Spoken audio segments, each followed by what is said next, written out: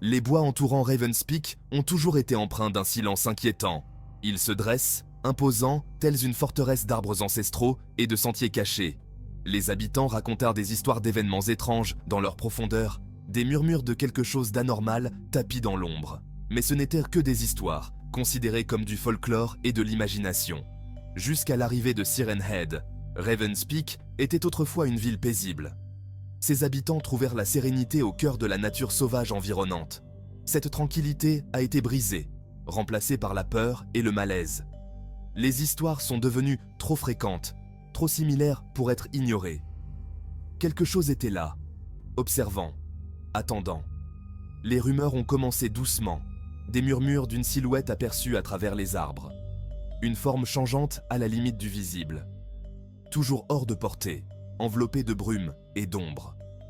Puis, les histoires sont devenues plus troublantes. Les gens ont commencé à décrire une créature différente de tout ce qu'ils avaient pu voir. La légende de Siren Head était née. Ils l'ont appelée Siren Head.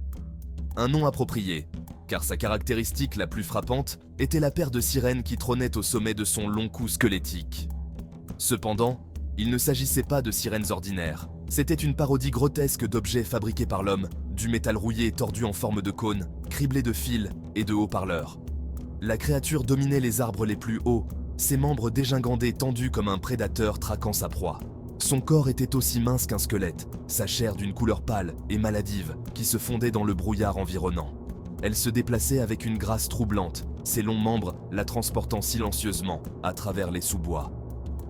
Certains murmuraient que des fils et des câbles sortèrent de sa chair, suggérant une fusion impie de la technologie et de quelque chose d'autre. Quelque chose d'ancien et de maléfique. Ce n'était pas une bête ordinaire. C'était quelque chose né d'un cauchemar. Les sirènes ne se taisaient jamais. Une cacophonie constante de parasites, de musique déformée et de cris en émanait. Un chœur effrayant qui résonnait à travers les bois, une symphonie de terreur qui annonçait l'approche de la créature.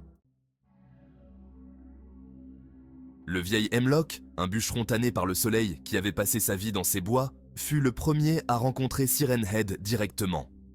Il travaillait tard un soir, le soleil couchant projetant de longues ombres à travers les arbres. Le silence de la forêt, habituellement réconfortant pour lui, fut rompu par un étrange bourdonnement. Il arrêta son travail, écoutant attentivement. Le bourdonnement devint plus fort, accompagné d'un léger crépitement. La curiosité luttait avec le malaise dans ses tripes, mais des années de travail en solitaire l'avaient rendu intrépide. Il se dirigea prudemment vers le son, la main posée sur la hache à sa ceinture. Il se fraya un chemin à travers un épais buisson et se retrouva dans une petite clairière. Et c'est là qu'il la vit. Se tenant au centre de la clairière, baignée par la lumière mourante du soleil couchant, se trouvait Siren Head. La créature tourna lentement la tête, son regard métallique se fixant sur le vieil homme. Hemlock se figea, son sang se transformant en glace dans ses veines. Les sirènes au sommet de la tête de la créature crépitèrent, émettant une explosion assourdissante de bruit blanc. Hemlock hurla et trébucha en arrière, son cœur battant à tout rompre. Il se retourna et courut, le cri surnaturel de la créature résonnant derrière lui. Une jeune femme nommée Melissa, une randonneuse passionnée, fut la prochaine victime de la présence terrifiante de Siren Head. Elle explorait un sentier reculé, rarement emprunté par les habitants, cherchant la tranquillité dans la sérénité de la nature.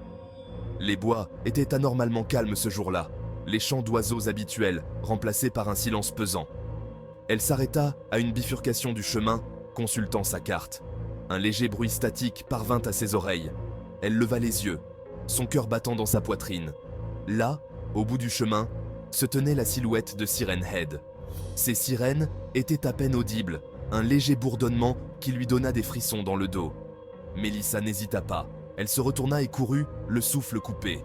Le bruit statique devint plus fort, se transformant en une voix déformée qui la poursuivait. C'était une voix remplie de douleur et de rage, une voix qui semblait lui griffer la raison. Elle n'osa pas se retourner, le bruit de sa propre respiration paniquée alimentant sa fuite. Elle finit par sortir des bois en titubant, les vêtements déchirés, le visage strié de larmes. Elle ne retourna jamais dans les bois, le souvenir de cette voix obsédante a jamais gravé dans son esprit. Section 5. Murmure dans la statique. Les histoires ont continué, chacune plus terrifiante que la précédente. Certains prétendaient que Siren Head pouvait imiter les voix humaines, attirant des victimes sans méfiance vers leur perte, avec des appels à l'aide ou des promesses de sécurité. D'autres juraient de l'avoir vue dans leurs rêves, son regard métallique brûlant leurs âmes.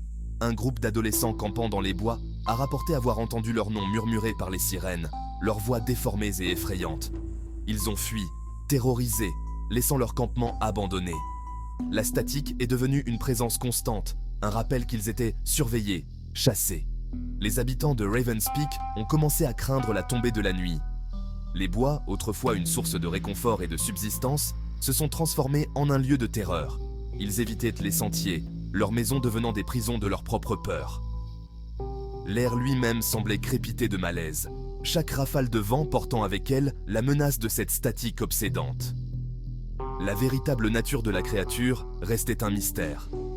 Était-ce une entité malveillante, se délectant de la peur qu'elle inspirait, ou était-ce quelque chose d'autre, piégé, seul, et criant de la seule manière qu'il connaissait?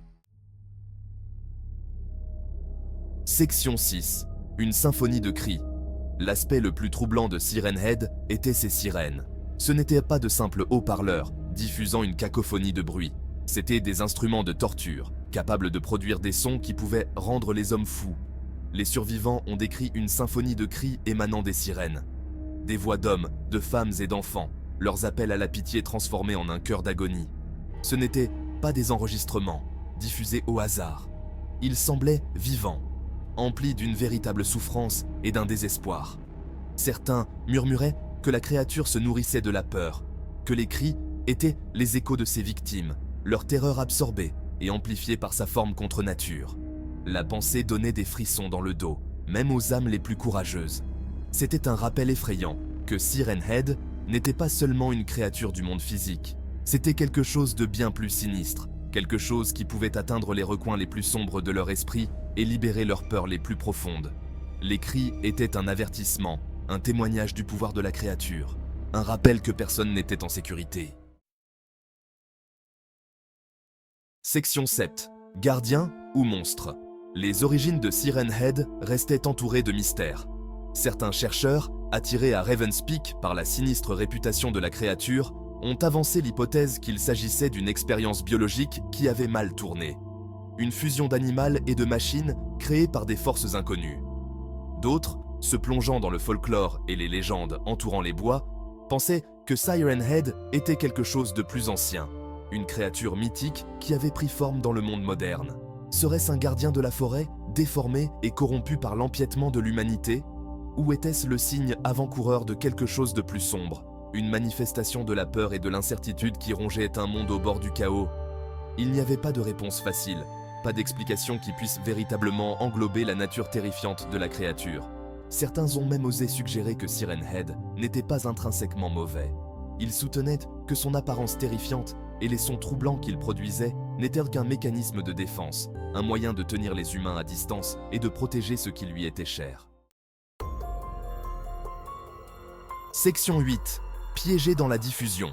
Une théorie particulièrement intrigante proposait que Siren Head n'était pas une entité singulière, mais plutôt un conduit. Il a été spéculé que la véritable forme de la créature existait ailleurs, peut-être dans une autre dimension ou sur un autre plan d'existence. Sa manifestation physique dans les bois de Ravens Peak n'était qu'une projection, un récepteur pour sa conscience, lui permettant d'observer et d'interagir avec le monde physique. Cette théorie a gagné du terrain lorsque les chercheurs ont découvert une étrange anomalie électromagnétique émanant des bois, un signal qui semblait fluctuer en intensité chaque fois que Siren Head était actif. Le signal, une fois analysé, a révélé un mélange chaotique de fréquences, mais dans le bruit, les experts ont détecté des schémas. De faibles murmures de voix, des fragments de musique et des images déformées ont clignoté sur leurs écrans, laissant entrevoir une conscience piégée dans la diffusion. Siren Head pourrait-il être prisonnier de sa propre création, son essence dispersée sur les ondes, cherchant éternellement un moyen de redevenir entier? Cette possibilité était à la fois intrigante et terrifiante, suggérant une profondeur et une complexité de la créature qui défiait toute compréhension conventionnelle. Section 9. Le silence des bois. Malgré de nombreuses expéditions et d'innombrables heures de recherche, la véritable nature de Siren Head est restée une énigme. Il est devenu un croque-mitaine des temps modernes, sa légende se répandant bien au-delà des limites de Ravens Peak. Certains l'ont qualifié de canular, une invention alimentée par l'hystérie collective et des imaginations trop fertiles. Mais ceux qui l'avaient vu, qui avaient entendu son chant de sirène effrayant, connaissaient la vérité. Ils portaient les cicatrices de leurs rencontres, physiques et psychologiques, un rappel constant de la terreur qui se cachait dans l'ombre. Au fil du temps, les observations se sont raréfiées. La statique qui hantait autrefois les ondes de Ravens Peak s'est estompée, remplacée par un silence troublant. Certains ont osé espérer que la créature était partie, attirée par de nouveaux terrains de chasse, son règne de terreur terminé. Mais au fond d'eux, une peur primale subsistait. Les bois retenèrent leur souffle, les arbres se dressant silencieux et attentifs, leurs branches tendues comme des doigts squelettiques. Le silence n'était pas un réconfort, c'était un avertissement. Section 10. La légende perdure. La légende de Siren Head se perpétue encore aujourd'hui, murmurée autour des feux de camp et partagée dans les recoins sombres d'Internet. Elle fait désormais partie du lexique culturel, un symbole de l'inconnu et du pouvoir terrifiant des choses qui se cachent juste au-delà de notre compréhension. Certains pensent que la créature est toujours là, cachée dans les coins les plus reculés et les plus sombres du monde, attendant le moment opportun pour frapper à nouveau. D'autres soutiennent qu'elle n'a jamais vraiment existé, un produit de notre imagination collective, une manifestation de nos peurs les plus profondes qui a pris forme. Mais dans la paisible ville de Ravens Peak, le souvenir de Siren Head persiste. Les habitants parlent encore de la créature à voix basse, leurs yeux se dirigeant nerveusement vers la lisière des bois lorsqu'ils racontent les histoires de terreur qui se transmettent de génération en génération. Les bois qui entourent la ville restent étrangement silencieux, le silence n'étant rompu que par le bruissement des feuilles et le cri occasionnel d'un oiseau. Mais sous la surface, un courant de malaise persiste, une peur primale qui refuse d'être réduite au silence. Section 11. Un dernier avertissement. Si jamais vous vous retrouvez à errer dans les bois et que vous entendez un léger bruit statique au loin, arrêtez-vous. Écoutez attentivement. Il peut s'agir du vent sifflant à travers les arbres ou du bourdonnement lointain d'une machine. Mais il pourrait aussi s'agir du chant de sirène de Siren Head qui vous appelle, vous attire à lui. Si vous entendez son appel, n'hésitez pas. Tournez les talons et courez. Courez aussi vite que vous le pouvez. Et ne regardez pas en arrière, car dans le cœur sombre des bois, il est préférable de ne pas déranger certaines choses. Certains mystères ne sont pas faits pour être résolus, et certaines créatures sont mieux laissées dans l'ombre, leurs secrets enfouis au plus profond du silence des arbres. Tenez compte de cet avertissement, pour votre propre bien. Siren Head vous attend.